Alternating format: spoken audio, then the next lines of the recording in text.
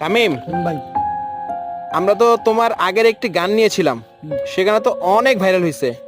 ভাই। আমার দর্শকরা তো খুব পছন্দ করছে, তো তারা তোমার কণ্ঠে আরেকটা গান শুনতে চাইছে। তুমি কি আমাদের আজকে আরেকটি গান শোনাবা? হ্যাঁ, শোনাতে পারি, আমার খুব একটা পছন্দের গান। কি গান শোনাবা আজকে তুমি? তুমি এসেছিলে বরষু। শামীম, তার আগে একটা কথা আছে। আমার দর্শকরা জানতে চাইছে তুমি কি কোনো ছ্যাঁকা ট্যাঁকা খাইছিলে কিনা। না ভাই, ছেঁকা খাইনি। আমি যারা ভালোবাসি তারে আমি বিয়ে করছি। আল্লাহর রহমতে আমার একটা ছেলে আছে, 4 বছর বয়স তার। শামীম, হ্যাঁ ভাই। তাহলে আজকে আমাদের কি গান শুনাইতেছো? তুমি এসেছিলে বরষু। আচ্ছা ঠিক আছে, তাহলে শুরু করো।